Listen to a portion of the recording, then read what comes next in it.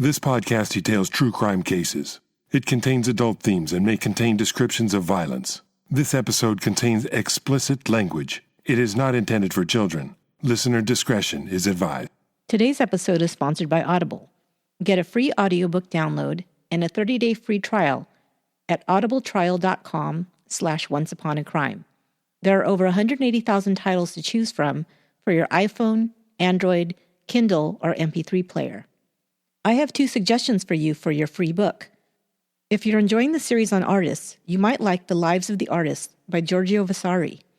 This is a first-person account, in many cases, about not only Renaissance art, but the lives of the artists themselves.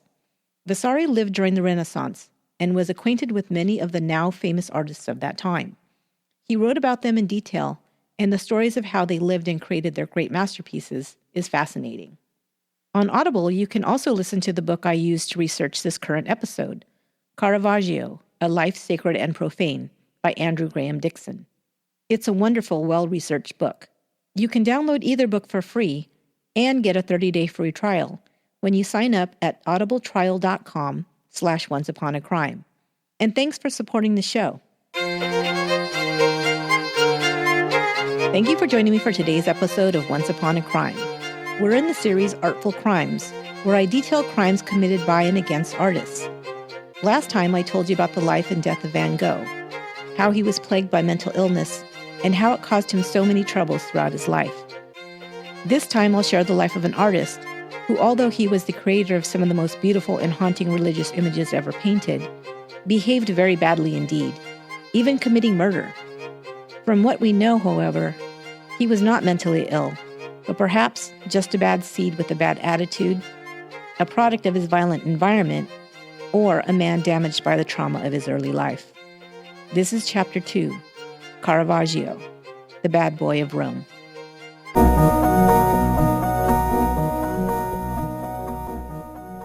Michelangelo Merisi de Caravaggio was born September 29, 1572, in Caravaggio, Italy, a small town that was a 2-hour ride east of Milan. His parents were Fermo Merisi, a stonemason, and Lucia Aratori. His mother had some connections to nobility in Italy, but the family was decidedly middle class. His mother's connections would serve Caravaggio well later in his life, when he needed financial help and a place to hide out. Caravaggio was born just after the end of the High Renaissance period in Italy. But he was not named Michelangelo after the famed artist and sculptor Michelangelo Buonarroti, but after the Archangel Michael, whose feast day he was born on. His mother thought naming her son after one of the most powerful and loved of God's angels would help keep him safe and holy. Safe, perhaps. Holy, definitely not. And holiness was job one in Milan, Italy, no less so because it was under the watchful eye and control of Carlo Borromeo, who was made Archbishop of Milan in 1565. Borromeo enacted many reforms that dictated life for the residents of Milan during his tenure, and for many reasons. The Roman Catholic Church had its authority threatened by both the Protestant Reformation, beginning in 1517, and a long history of conflict with the Muslims of the Ottoman Empire. The year Caravaggio was born, there had been a bloody conflict between Christians and the Ottoman Empire at the battles of Lepanto, in which the Catholics were victorious. Milan also had a reputation as a rough city with sin on the rise. Milan was famed for its sword-making, and the men of Milan had a reputation as expert swordsmen. They were not shy about showing off their skills in the streets when altercations arose. Archbishop Borromeo decided that a come-to-Jesus moment was needed, literally, and began to implement reforms that would reintroduce the importance of the sacraments, of the Bible as the unerring Word of God, and of good works. Protestantism had introduced the idea that people were saved by faith alone, with or without good works, i.e., good behavior. It also gave permission to read and interpret the Bible for themselves. The Catholic Church believed that the priesthood alone had the final say on the meaning of the Bible and its application. Some of the reforms in Milan that Borromeo put into place were the segregation of men and women in church services and the founding of scores of seminaries and schools in which Catholic children were educated by the priesthood. Over 40,000 children were being educated in these schools by the 1580s. Borromeo's goal was to train up an army of priests. And most importantly, sin was to be stamped out. And Borromeo saw sin everywhere. Dress codes were put into place for parishioners, especially women. He introduced the confessional box where confessors were physically separated from the priest in a small booth-like enclosure. The more distance between people, the less chance for sin to occur. These confessionals are still used today in many Catholic churches. Rather than the priest-confessor privilege of confidentiality that exists today, priests were instructed to turn in confessors who were considered to be heretics or admitted to owning forbidden books, such as the poetry of Petrarch, Boccaccio's Decameron, and Machiavelli's writing on political theory, all considered to be classic works of literature today. Borromeo also tried to ban dancing on feast days and Sundays, including one of the most important feast days, the pre-Lent Carnival. If you're not familiar with this festival, it's comparable to Mardi Gras. This was not well tolerated by the citizens, being the one time they could really cut loose before they were required to sacrifice drink, dance, and, well, fun for the 40 days before Easter Sunday. Borromeo, to pile onto his undoubted unpopularity, also prohibited jousts, tournaments, masquerades, plays, and dances. While artists had much more freedom during the High Renaissance, the new reforms had curtailed some artistic expression. The full nudes that had been painted during the Renaissance were now considered to be vulgar, and even Adam's private parts had fig leaves painted over them in the Sistine Chapel. Religious imagery, it was now stressed, should be only for devotional purposes. Anything that distracted from that was against church doctrine. Also, images should adhere strictly to Bible descriptions. Artists were no longer free to interpret Bible scenes, but their work had to be checked by priests to ensure conformity. Fines and punishments were levied against artists who didn't follow these rules. This was the world that Caravaggio grew up in, and by all accounts, he didn't take well to it. His upbringing was more privileged than most. His father was a stonemason, which might be considered a humble profession now, but they were in very high demand and were considered artisans, of which it seems Caravaggio inherited some of his artistic ability. When he was still a boy, he moved with his family from the town of Caravaggio to their new home in Milan. The family, however, still owned property in Caravaggio. In 1576, the plague broke out in Milan. In the first 2 months, almost 10,000 people died. The family moved out of the city and back to Caravaggio, hoping to outrun the disease. But by the following year, when he was 6 years old, the bubonic plague had taken his father, his grandfather, his grandmother, and his uncle. The plague finally abated in early 1578, but by then, over 1/5 of the population of Milan was dead. Now only Caravaggio, his mother, and 3 other siblings remained. His brother Giovan left to enter the priesthood. Caravaggio was left without any male authority figures in his life, which would possibly contribute to his unruly ways as he grew into young adulthood. There are no records of Caravaggio's early interest in a career in art, but in 1584 he signed a contract to apprentice at the art studio of Simone Pederzano in Milan. There he was to be taught painting. His 4-year contract required him to pay Pederzano 24 gold scudi every year for this privilege. This was unusual because most apprentices worked in the studio of their employer and were in turn given free room and board. Some apprentices were even paid a small stipend for the work they performed, but Caravaggio was required to pay a somewhat large sum. This possibly was because his family did have some money, and or perhaps because he came without any artistic skills or training. Either way, the fact that he was paying to live and work in Pederzano's studio might in part be the reason why there are no records of any work by Caravaggio done during his apprenticeship. No paintings, no drawings. In fact, there are no known drawings ever done by Caravaggio. X-ray imaging done in modern times of his paintings show no preliminary sketches on the canvas before paint was applied, almost unheard of for any other artist. Caravaggio had a natural talent with paint and simply began painting by putting brush to canvas. Caravaggio's first known works wouldn't be done until 1592, after he'd moved to Rome. In the 4 years he was in the apprentice studio, he would have learned the basics of the Renaissance techniques of painting and how to prepare and grind colors. It seems he did learn this, but little else. He also should have learned drawing, but as I mentioned, it seems he must have skipped these classes. And he should have learned the technique of fresco painting, the art of painting a mural over wet plaster. Caravaggio never painted a fresco in his life, even though they were in demand and paid well, so it's likely this was another class he missed. Early reports of Caravaggio describe him as a difficult young man. He had swagger and liked to settle disagreements with violence, something that would continue throughout his life.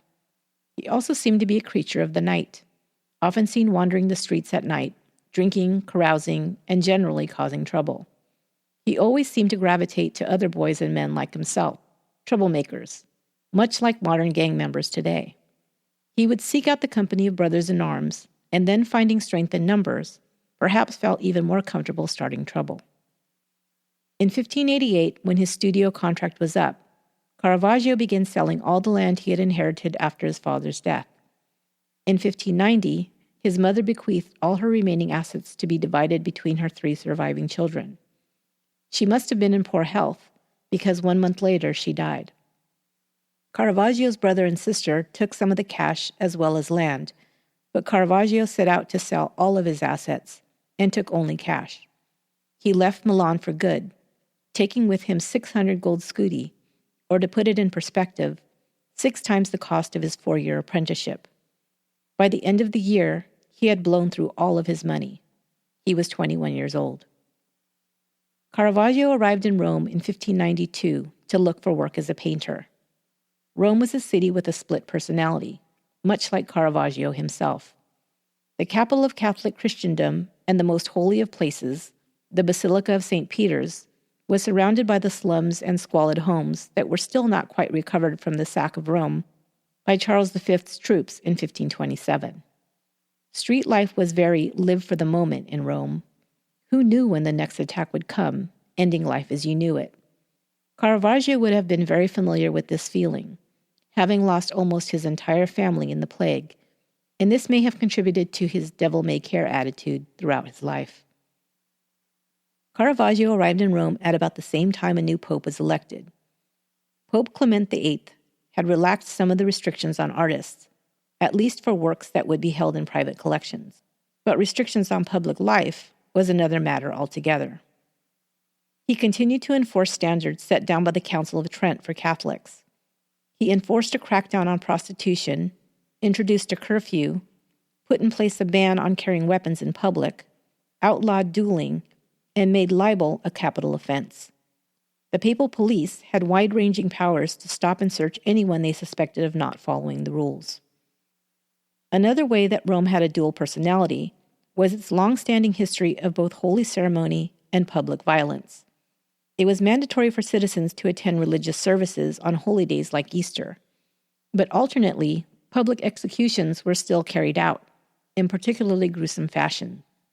A criminal would be taken to the gallows in a town square or piazza, and after being hung, would be cut into pieces in front of the crowd, while a priest would preach from the platform about the wages of sin. There was also frequent violence between citizens. Unemployed French and Spanish soldiers were rivals for influence in Rome, and often took their brawls into the streets. But the most violent section of the city was the artist colony. The artist colony was comprised of about 2 square miles located about 2 miles from the Vatican Palace. When Caravaggio arrived in Rome, about 2,000 artists lived there. These artists hailed from many nations. They were French, German, Flemish, and Italian, and they all fought for resources, paid commissions, supplies, and women. Women were vastly outnumbered by men in the city. Soldiers, artists, and others came in droves, and they were in short supply and high demand. Many prostitutes worked in the city. They often played favorites, conferring special favors or free favors upon the men they liked best. This would lead to violent fights and sometimes duels. Artists tended to run in gangs with their own countrymen. Even Italians broke out into regional factions. Romans hated Sicilians, the Bolognese hated Tuscans, and those from Milan were considered the most unruly and dangerous, as they had a reputation as being quick with the sword. All these rivalries made the area even more dangerous as artists were openly hostile to each other, hurling racial insults as well as insults about each other's artistic skills, or lack thereof. The papal police had their hands full trying to keep order. One way they sought to scare troublemakers straight was to inflict a particularly harsh punishment for being caught carrying a pugnello, or a short-handled dagger. A person caught with the outlawed weapon was subject to a punishment called a strapado, where they would have their hands tied behind their backs. Another loop was then passed between the joined arms. Then the offender would be lifted into the air and left to dangle for half an hour. The weight of their body would cause the arms to be pulled further and further back, dislocating the shoulders. Artists subjected to this punishment would be unable to work for weeks afterwards. The commissions the artists were most interested in, and where most of the competition lay, was those of the cardinals, and especially those closest to the Pope. To receive a commission from one of them meant fame, money, and security. When Caravaggio first arrived in Rome, without money or a name in the art world, he bounced around from studio to studio, mostly working for unremarkable painters on small projects. He was hired to, quote, paint flowers and fruit, and he painted well. He soon met a young man who would become a friend, Mario Meniti. Meniti would also be a model for several of his early works, including Boy with a Basket of Fruit. In this painting, Caravaggio painted a typical scene for that time, but he painted the fruit to look somewhat bruised with brown spots, and some of the leaves also seemed to be in a state of decay. Caravaggio would always, in his paintings, endeavor to show the true nature of things. Flowers die, fruits decay, and human nature as well was often far from beautiful or ideal. Caravaggio worked for a time at the Cesari Brothers studio in 1593. The Cesari brothers had their own outlaw history. Shortly before Caravaggio was employed there, Bernardino Cesari had been given a death sentence for running with a gang of bandits and had fled Rome. By the following year, the year Caravaggio arrived, he had returned, having secured a papal pardon. After 8 months at the studio, Caravaggio left. The details are unknown, but there is some reference to the Cesari brothers hiding Caravaggio, and it was recorded that they did not want anyone to know he was living there. Caravaggio was in dire straits at this time. Needing money for room and board, he made some paintings and took them to picture dealers with shops in Rome, and sold a few on commission only. It seems he would take whatever he could get to feed and clothe himself at this time. But this became fortuitous when one of the picture dealers, Costantino Spada, introduced him to the art-loving Cardinal del Monte. Cardinal del Monte would become Caravaggio's first patron. For him, he painted two of his best-known and intriguing paintings, the Gypsy Fortune Teller and the Card Sharps. Both paintings show not a religious scene, but a scene that depicts con men or con women in the middle of a swindle. In the Gypsy Fortune Teller, a young man, modeled by Mario Meniti, is having his palm read by a female fortune teller. Unseen by him at the same time, she is removing his gold ring. In the Card Sharps, a young man is in the middle of a card game. His opponent has cards hidden behind his back, while his accomplice is peeking over the young man's shoulder and signaling what cards the boy is holding. In both pictures, Caravaggio is showing the seedy side of life, probably very familiar to Romans, but never seen portrayed in a painting. This type of genre painting would become in high demand and was introduced by Caravaggio. The cardinal would keep the paintings displayed in his private residence. Caravaggio was now offered room and board with Cardinal del Monte. The cardinal was in possession of 3 residences, 2 in Rome and 1 in the countryside, then he wanted more paintings to decorate. However, he was not wealthy. The homes he had didn't belong to him, but to the Medicis, the powerful and wealthy Italian banking family, who were also great patrons of the arts. Even once Caravaggio gained some success with his paintings, he still didn't seem to take his vocation very seriously. After receiving accolades and income from a few paintings, he would spend a month resting on his laurels, and spend most of his money drinking and gambling, and his spare time getting into fights. He began to get into increasingly serious scrapes with the law. By 1597, Caravaggio had been in Rome for about 5 years, and had become a painter of some renown. That year, he was called before the governor's tribunal to give testimony about an assault that he was accused of taking part in. Several men were being interrogated. They all testified to having been in the area in the night in question, but wouldn't admit to taking part in the fracas. They testified that they'd been in the vicinity of the Via della Scrofa on that night and heard some cries in the dark. Then a dark figure of a man was seen running away. A man had been wounded in a fight, but would not say who his attacker or attackers were. Caravaggio's name was brought up because it was determined that he was present that night, and also because, quote, he is the only one to carry a sword because he is in the service of Cardinal Del Monte, which apparently gave him special treatment since carrying a sword in public was prohibited. As a matter of fact, it seems he was only questioned briefly, even though he obviously would have had information as to the events of that evening, because he had friends in high places. This would continue to help Caravaggio wriggle his way out of trouble time and time again. Side note, totally random. Reading all the accounts that went down in Rome during Caravaggio's time was really fun for me, because I've been to Rome and I recognize many of the described neighborhoods and landmarks. When I read that this fight had taken place on the Via della Scrofa, I had a flashback to a memory from Rome. On the Via della Scrofa, there is a restaurant that has been there since 1907, called Alfredo alla Scrofa, and claims to be the place where fettuccine Alfredo was first invented. Whether it was invented there or not, I will tell you, it is to die for. It's probably one of the best things I've ever eaten in my entire life, no lie. Okay, I'm hungry now, but back to the story.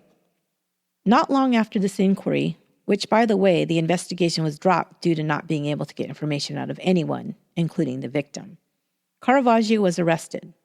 He must have felt somewhat untouchable because it was reported that he wore his sword in the streets openly, day and night, and he wasn't shy about using it.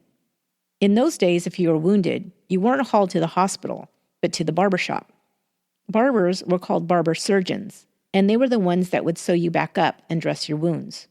There are records of Caravaggio having been to a barber surgeon at least once to have his wounds dressed. On May 5, 1598, at the age of 26, Caravaggio was arrested for the first time for bearing arms in public. After a night in jail, Caravaggio appeared in court. When asked to account for this violation of the law, he responded, "I was arrested last night because I was carrying a sword. I carry a sword by right because I am painter to the Cardinal Del Monte. I am in his service and live in his house. I am entered on his household payroll." In this response, we see a young man unapologetic and giving no other defense other than the "do you know who I am" defense. He seems haughty and somewhat full of himself, or at least entitled. Once again, because of his powerful contacts, he was released and the case was dismissed. An art historian described Caravaggio and the friends he hung out with as, quote, brash, swaggering fellows, painters and swordsmen who lived by the motto, nec spec, nec metu, or without hope, without fear. One theory put forward as to why some of these artists were so violent and aggressive was that the paints they worked with had toxins, lead, and other poisons. When a person was frequently exposed to them, it was said, it could cause a person to become depressed, anxious, and increasingly aggressive. Interesting to consider, especially in light of what we learned about Van Gogh's mental state in the last episode. Van Gogh, as you may know, not only used his paintbrush, but his thumb and fingers to apply the paint to the canvas. Also, witnesses recall seeing him suck on a dry paintbrush while he worked. And of course, there might have been some residual toxins left on such an instrument. Whether it was Caravaggio's history of loss and upheaval in his life, the environment in which he found himself in Rome, toxins, or just plain assholishness that caused his aggressiveness and devil-may-care attitude, Caravaggio would have a long track record of transgressions. By most accounts, he was often the ringleader of a band of thugs, including a very violent fellow in his own right, the architect Onorio Longhi. A thug architect. That's a new one on me, to be sure. Onorio also had powerful connections and some significant commissions, including some very important churches in Rome. It's written that he was constantly in court, charged with disturbing the peace and a variety of other offenses, and was also described as a lawless leader for the youth. Onorio and Caravaggio were often in the company of each other. Caravaggio would start fights and draw his sword for any number of perceived slights. He would brandish his sword and threaten someone if he was accidentally bumped in the street, or if he felt he wasn't given enough respect. There is even one record of a fight in a bakery where he had gone in to buy a meringue. I mean, seriously? Who gets into a fight in a bakery? Besides Disneyland, that's got to be the happiest place on earth. Am I right? Caravaggio continued to get important commissions, and his paintings were increasingly heralded as great works of art. It's obvious that Caravaggio was a talented prodigy in the art world. He was largely unschooled and untaught, but beautiful works of art just seemed to flow from his paintbrush naturally. By 1600, he was considered one of the leading painters in Rome. Also in 1600, Caravaggio became embroiled in a fight with a soldier. There were many unemployed mercenary soldiers in the streets of Rome. His friend Honorio was also on the scene, and records show that Caravaggio wounded the soldier.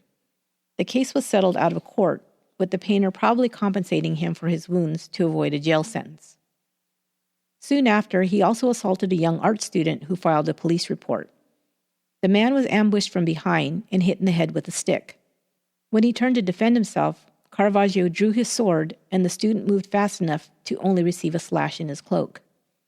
It's believed that this was some type of revenge attack. Artists were constantly criticizing other painters and denigrating each other's work. Caravaggio would never let a comment he perceived as disrespectful go. He would always find a way to retaliate. Again, the case was not pursued, probably for lack of evidence. Caravaggio had left Cardinal Del Monte's household and had become the patron of a more powerful cardinal, Girolamo Mattei.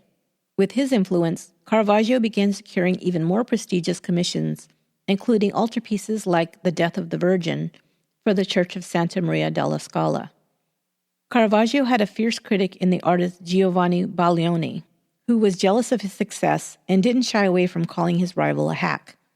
He felt that Caravaggio's patrons had been duped by slick marketing. He wrote, "The Marchese has been put into this frame of mind by Caravaggio's henchmen. Moreover, Signor Mattei succumbed to the propaganda. Thus Caravaggio pocketed from this gentleman many hundreds of scudi." Not content to stop with mere words, Baglioni then painted a picture intended to satirize Caravaggio. In it, he visually accuses Caravaggio of sodomy with a young boy. He continued to gossip with his friends about Caravaggio's homosexual tendencies and his rumored liaisons with young boys. These accusations were not only damaging to a person's reputation, but could also be fatal. Sodomy was a capital crime in Rome at the time. It could also lead to financial losses, with some refusing to employ a painter suspected of being a sodomite. Surprisingly, Caravaggio did not immediately retaliate. It wasn't until the following spring of 1603 that he exacted his revenge, in the form of a poem. Copies of this poem were being passed around the artist's quarter in Rome. The poem was performed before audiences in the taverns. The poem was, of course, a thinly veiled attack on Baglioni, being addressed to Gian Bagaglia, which roughly translates to Johnny Testicle. It reads, "Gian Bagaglia, you don't even know that your pictures are mere women's work. I want to see that you don't even earn a counterfeit penny from them, because with as much canvas as it would take to make yourself a pair of breeches, you can show everyone what shit truly is. Therefore, take your drawing and cartoons that you have made to Andrea, the grocer's shop, so he can wrap fruit and veg in them, or wipe your arse in them." The next two lines I'll skip. They are particularly profane. But it ends with, "Pray pardon me, painter, if I do not worship you, because you don't merit that chain you wear around your neck." He was given a chain as a reward for the satirical painting he'd made of Caravaggio. "And your painting deserves only vituperation." Of course, it sounds much better in the original Italian, I'm sure. A second poem was also written and shared that enumerated the many ways Baglioni was a terrible painter and human being. But as you might recall, slander and libel were considered especially heinous offenses in Rome then. Harsh penalties, including sentences of several years to life rowing in papal galleys, could be administered to anyone who, quote, "defamed and detracted from honor and reputation under the guise of cleverly written poems and witty epigrams or libelous prose." Baglioni decided to take the case before the courts, hoping undoubtedly that Caravaggio would have the book thrown at him, and he could get rid of his hated rival. In September 1603, Caravaggio was seized along with some accomplices, including Onorio Longhi, and thrown into solitary confinement to await trial. When he was called to testify before the court, he still seemed to have his swagger, although he went about it more politely. When asked to express his thoughts about Baglioni to the court, he said, "I don't know of any painter who thinks that Giovanni Baglioni is a good painter." When asked about a certain painting of Baglioni's, his response was, "It's a bungle. I think it's the worst he's done, and I haven't heard any painter praise the said painting. Of all the painters I've spoken to, no one liked it." The trial seemed to be going badly for Caravaggio, but unexpectedly on September 25, 1603, he was released from prison. It seems that his old friend Cardinal del Monte had arranged his release. After the libel trial, he was living, for the first time in a long time, without a patron. He was in a rented apartment. His paintings were starting to fall out of favor. The church had declared that portraying religious images the way Caravaggio did, their holy icons made too human, with dirty feet and ragged clothes, was disgraceful and unacceptable. As a result, he'd received only 3 commissions for large-scale public religious paintings between 1603 and 1606. As these had been his bread and butter, he now lived much more modestly. At about this time, one of Caravaggio's most well-known public rows happened. In the spring of 1604, he was having dinner at a local restaurant, and some artichokes were ordered for the table. When they were served, Caravaggio asked the waiter which of the artichokes were cooked in oil and which in butter. The waiter said he didn't know, and then picked one up and smelled it, most likely to imply, "Why don't you smell them and find out, idiot?" Caravaggio jumped out of his chair in a rage and said, "It seems to me, you fucked-over cuckold, that you think you're speaking to some kind of vulgar provincial." He then picked up the plate and threw it at the waiter, gashing his face. Once again, Caravaggio was not about to put up with what he perceived as disrespect. Although he had little money, he was known to go about with ragged pants, and the waiter probably thought him some local loser. Caravaggio wanted him to know that he was somebody. On June 4, 1604, he was sentenced for his attack on the waiter. The record shows he was accused of, quote, wounding a man under the left eye with an earthenware plate. But we don't know what sentence was handed down.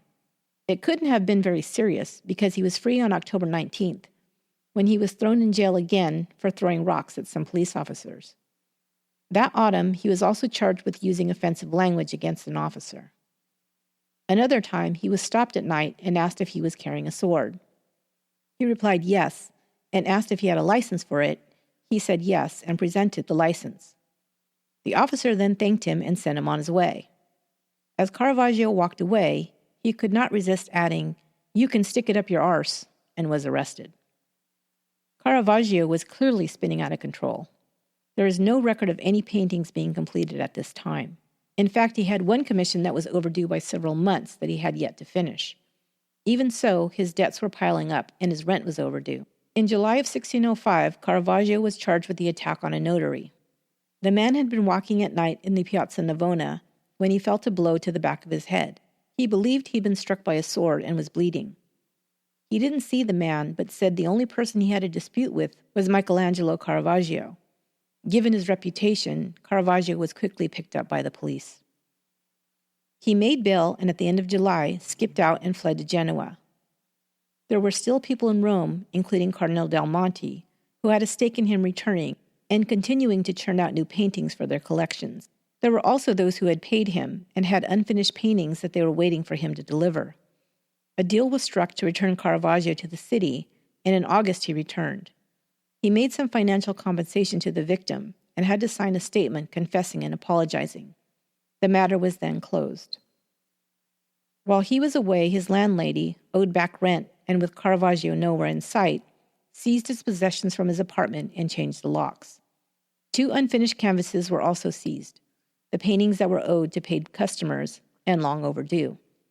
Caravaggio, angered by his landlady's actions, went to her home and threw rocks at her window, for which he was promptly arrested 4 days after being let off of his last charge. In December 1605, Caravaggio was given a commission for an important work, an altarpiece for St. Peter's, the most important church in Christendom. Badly needing money and perhaps feeling like he was finally receiving the respect due him, Caravaggio finished the painting in 4 months. The painting was The Madonna and the Serpent. It was a large canvas, 10 feet tall and 6 feet across. He delivered the painting on April 8th, and it was installed in the chapel on April 14th. 2 days later, it was removed. 2 months after that, it was sold to Cardinal Scipione Borghese, a nephew of Pope Paul V and an art collector and admirer of Caravaggio's work. The Virgin Mary in Caravaggio's depiction was considered to be just too human, and it scandalized the church. For one thing, she was painted with large breasts and wearing a low-cut red dress. While some interpret this as a true representation of motherhood and womanhood, she is seen holding the Christ child in the picture. The church authorities could not abide it. This rejection had to be a blow to Caravaggio's pride. Soon after he completed this painting, he finally finished the long overdue piece, The Death of the Virgin. It was intended for the Church of Santa Maria della Scala, which belonged to an order of Carmelite nuns, to whom the Virgin was especially sacred. As soon as the painting was delivered, it was rejected. This time, not only was the depiction too gritty for their tastes, the Virgin Mary, rather than often depicted not in death, but descending into heaven, is shown looking very dead, and again in a red dress. But beyond that, the model for the Virgin, whose face is very recognizable, was a known prostitute in Rome. Soon after these two devastating blows to Caravaggio's pride and his reputation, he would find himself charged with his most serious offense to date, when he was accused of murder.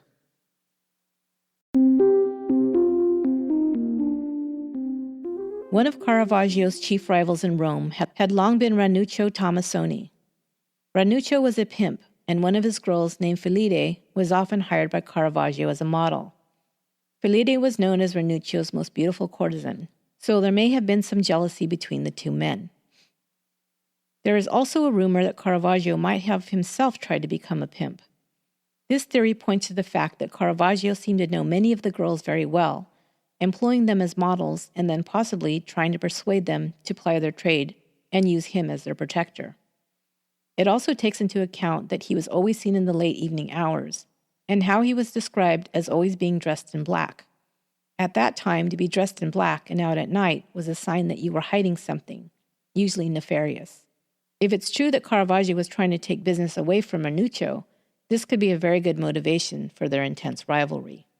However it came to be, on March 28, 1606, Caravaggio and Ranuccio Tomassoni met on a tennis court and fought a duel. The flat fields of the tennis courts were used as fencing arenas. The duel, which was prearranged, was fought in the evening. At some point, Caravaggio struck Ranuccio in the thigh with his sword, severing his femoral artery. Mortally wounded, Ranuccio's brother Giovan, who was also present, jumped in to defend him. He began fighting with one of Caravaggio's friends, who now jumped into the fight as well. Captain Petronio Toppa was severely injured, having sustained several knife wounds.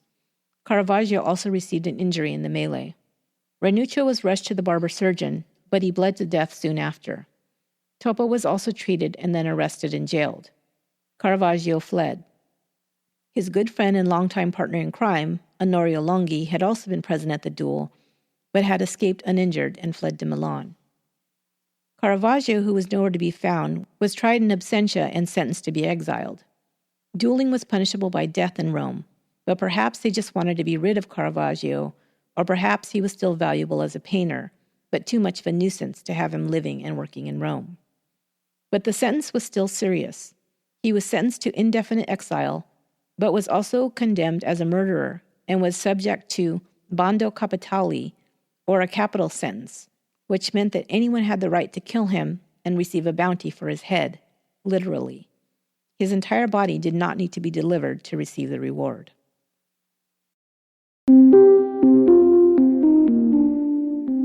Caravaggio's run from the law took him first to the Alban Hills and then to Naples.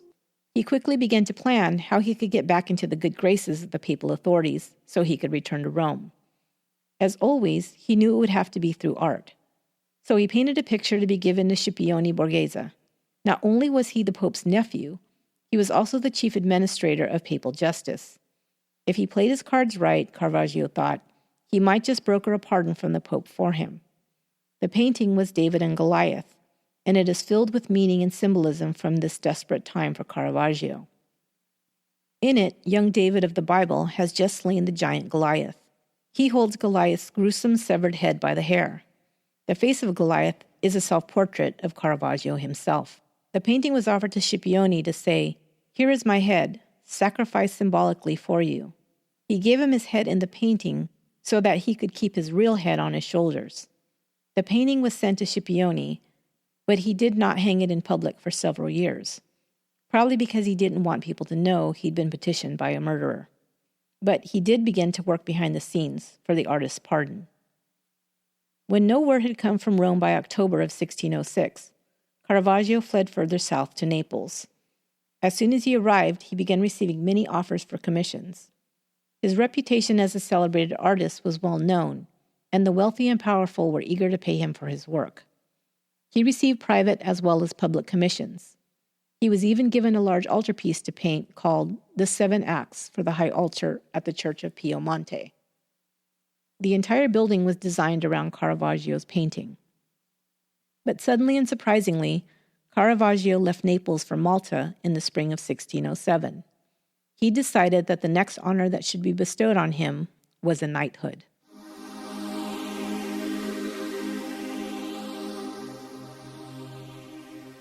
The Knights of the Order of St. John had been an institution since the year 1070.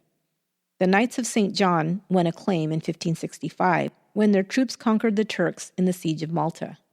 They were legendary for their bravery and their fierceness in battle, and Caravaggio wanted to receive the coveted Cross of Malta by receiving a knighthood. Maybe he felt he needed this to redeem his reputation, or to bolster his ego, or perhaps it was because the Knights of St. John were above the law and subject only to their own legal code. He couldn't be reached by Roman authorities there. Maybe by now he believed he might never receive his pardon from the Pope and was hedging his bets. Besides, his hated rival Baglioni had just been given a papal knighthood. That had to stick in Caravaggio's craw. In June 1607, Caravaggio arrived on the island of Malta. In order to become a member as a Knight of Justice or a Knight of Grace, you had to show an unbroken lineage from a noble family, of which Caravaggio could not. There was one other avenue open to him. He could apply to become a Knight of Magistral Obedience that was given to men of merit, noble or not. Caravaggio set out to earn one of these knighthoods in the only way he knew how, through his talent as an artist.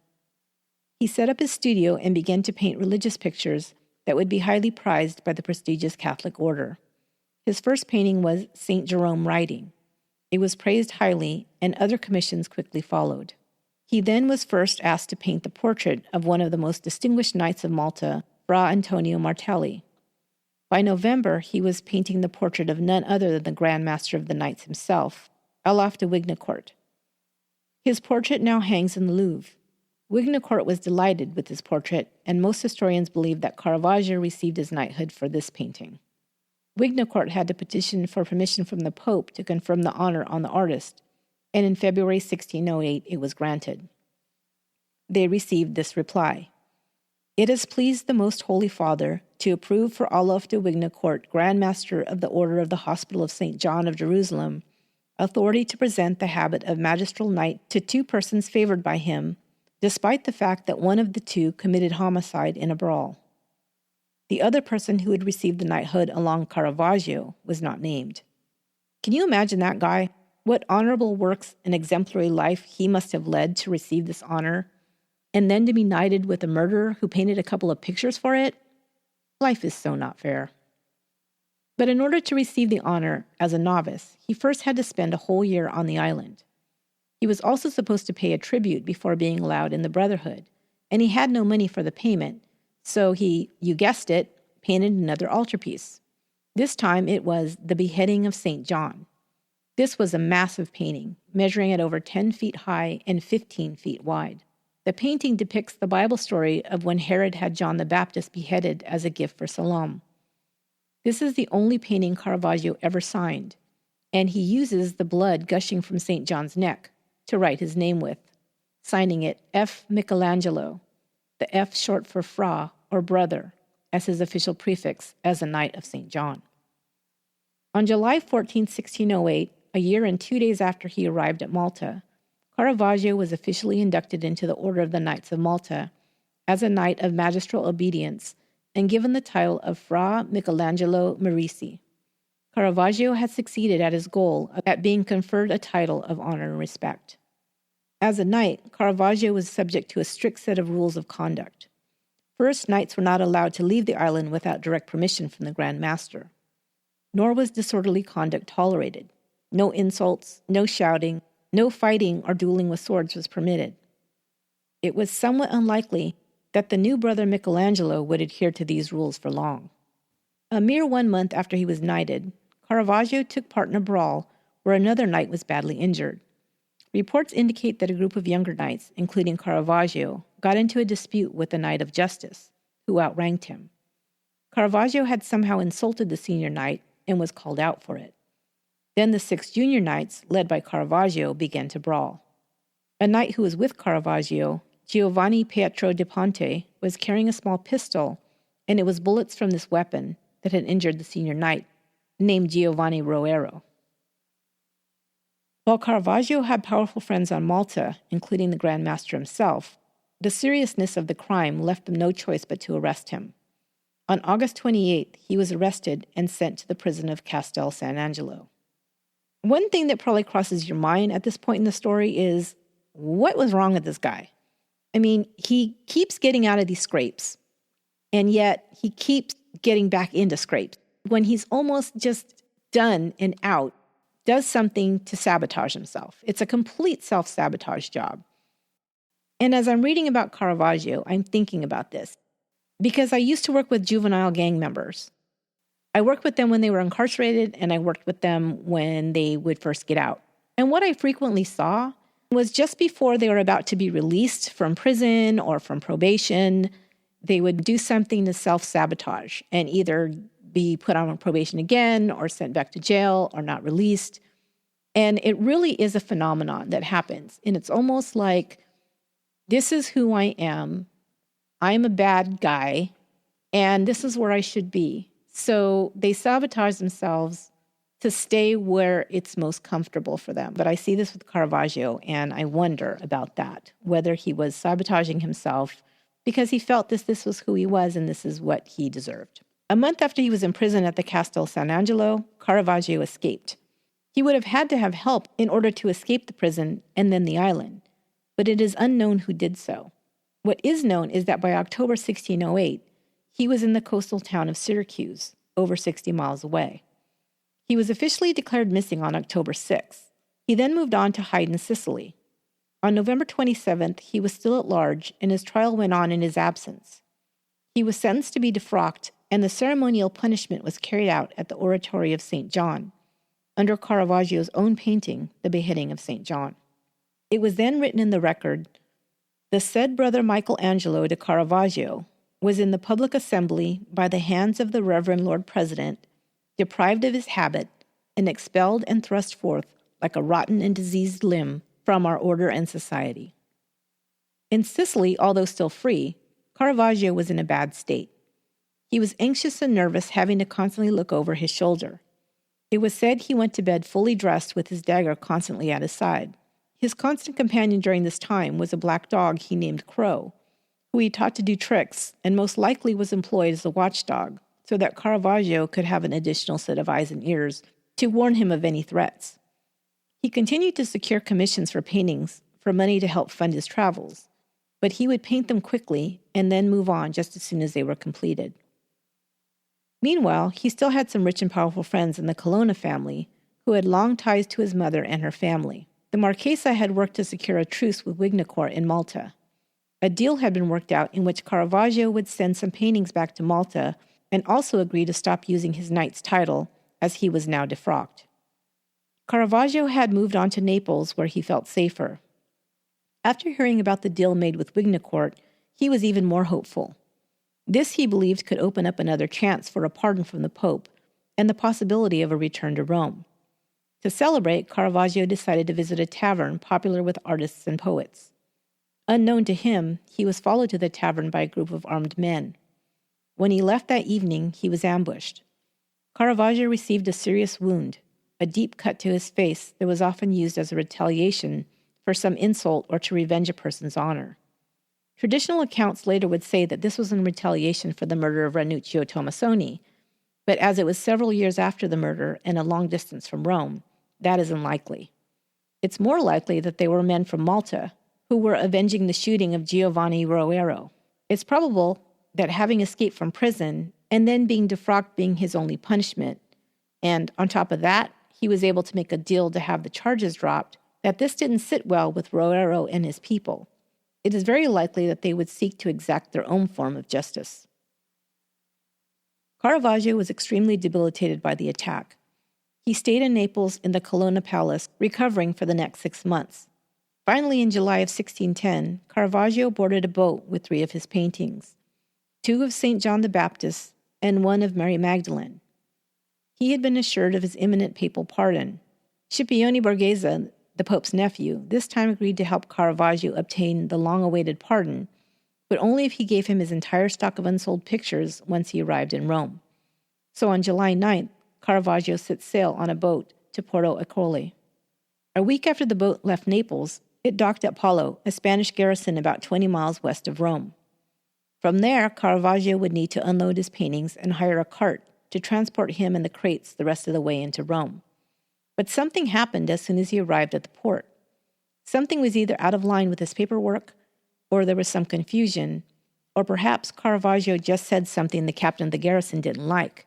But for whatever reason, before his cargo could be unloaded, he was whisked away to a holding cell. Hours later, he was able to pay a fine and was released. But the boat carrying his paintings had already shoved off. Caravaggio, knowing that those paintings were his ticket to his pardon, had to catch up with it. The boat's final destination was Porto Ercole, about 50 miles north. He would have to ride over land along the coastline to meet up with the boat there.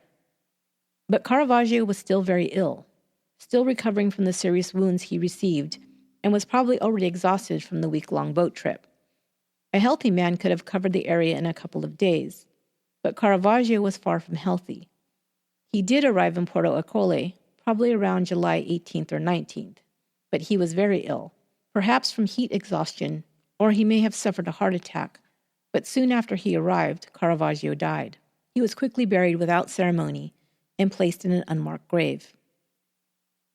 The boat with his possessions returned to Naples, and the paintings and his other belongings were sent on to the Marchesa Costanza Colonna.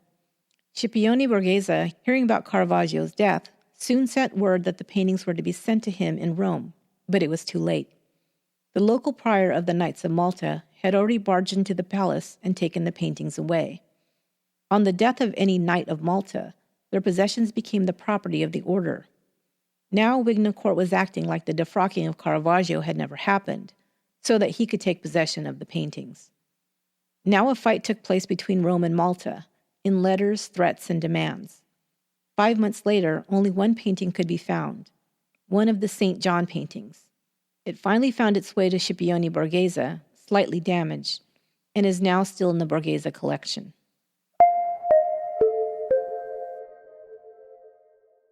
A friend of Caravaggio's, Mario Milisi, wrote his epitaph. It reads, Michelangelo Merisi, son of Fermo da Caravaggio, in painting not equal to a painter, but to nature itself, died in Porto Ercole, betaking himself hither from Naples, returning to Rome, 15th calendar of August, in the year of our Lord 1610.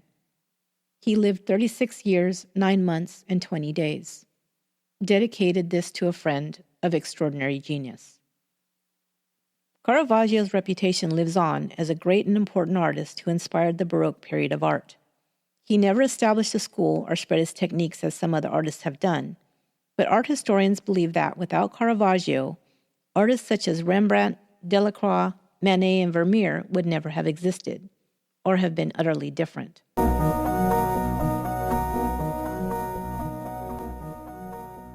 One final note. One work of Caravaggio's was stolen in 1969.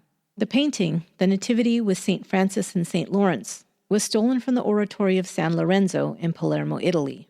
It was valued at over $20 million.